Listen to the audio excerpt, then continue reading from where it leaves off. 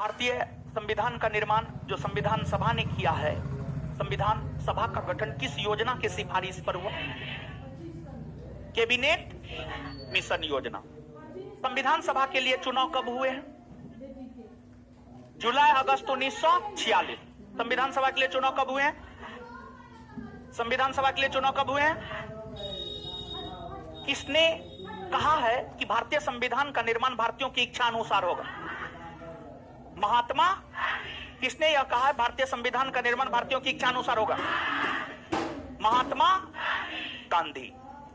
किसने यह कहा है कि भारतीय संविधान का निर्माण वयस्क मताधिकार के आधार पर होगा? पंडित जवाहरलाल। पंडित जवाहरलाल। औपचारिक तौर पर 1934 ईस्वी में पहली बार संविधान की मांग किसने किया? M.N.. Roy. M.N.. Roy. M.N.. Clear है? 1934 में औपचारिक तौर पर संविधान की मांग सर्वप्रथम किसने किया? किसने किया? अच्छा, एक बात बताइए, कैबिनेट मिशन योजना ने जो संविधान सभा का गठन किया था उसमें कितने सदस्यों ने? 389। कैबिनेट मिशन योजना ने जो संविधान सभा को लेकर सिफारिश किया उसमें कितने सदस्यों ने? कितने सदस्य? 300। कितना आबादी पर एक सदस्य? 10 लाख। कितना आबादी पर एक? कितना आबादी पर एक? अच्छा, एक बात बताइए, संविधान सभा में हिंदू, मुसलमान, सिख, ईसाई, बौद्ध, जैन, पारसी सभी समुदायों का प्रतिनिधित्व था? हाँ या ना? एकदम था। और सबसे ज्यादा कौन था? हिंदू न था? सबसे ज्यादा हिंदू था ना? 163 गो ना? 163 गो ना? और सुनिए, संविधान सभा में जो सबसे ज्यादा हिंदू था, इसको लेकर आलोचना हुई है। भारतीय संविधान की आलोचना हुई है। एक विद्वान है, ब्रिटिश विद्वान लॉर्ड विस्काउंट। ब्रिटिश विद्वान है लॉर्ड विस्काउंट। लॉर्ड विस्काउंट ने संविधान सभा को हिंदुओं का निकाय कहा है। संविधान सभा को हिंदुओं का निकाय कहा, हिंदुओं का निकाय। लॉर्ड विस्काउंट ने संविधान सभा की आलोचना इसलिए किया क्योंकि संविधान सभा में अधिक सदस्य हिंदू थे। इसी वजह से लॉर्ड विस्काउंट ने संविधान सभा की आलोचना करते हुए संविधान सभा को हिंदुओं का निकाय कहा है। हिंदुओं का निकाय, लॉर्ड विस्काउंट ने। समझिएगा। इसके बाद आगे बताइएगा गुरुजी लोग कि संविधान सभा की प्रथम बैठक कब हुई है? आए? संविधान सभा की प्रथम बैठक कब हुई है? 9 दिसंबर 1900। कहां हुई है? कहां हुई है? अंतिम बैठक कब हुई है? अंतिम बैठक 24 जनवरी 1950। 24 जनवरी 1900। संविधान सभा के प्रोटेम स्पीकर या अस्थायी अध्यक्ष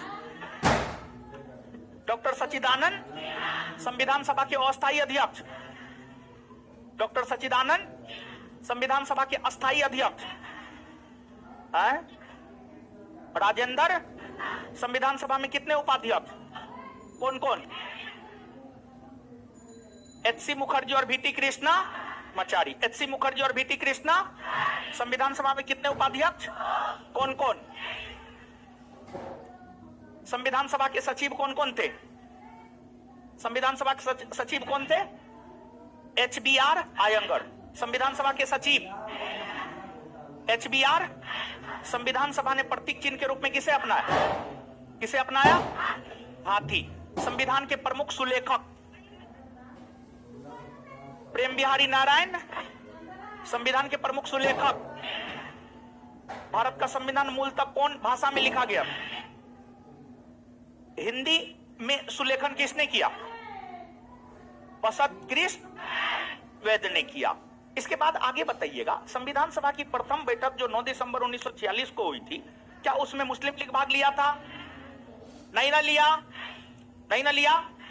चलिए ठीक है। इसके बाद संविधान सभा कि 13 दिसंबर 1946 को हो रहे बैठक के दौरान किसने संविधान सभा के समक्ष उद्देश्य प्रस्ताव रखा? पंडित जवाहरलाल। इस उद्देश्य प्रस्ताव को संविधान सभा ने स्वीकार कब किया? 22 जनवरी 1947। 22 जनवरी 1900। उद्देश्य प्रस्ताव पंडित नेहरू ने संविधान सभा के समक्ष कब रखा? 13 दिसंबर 1900। उद्देश्य प्रस्ताव संविधान सभा के समक्ष पंडित नेहरू ने कब रखा?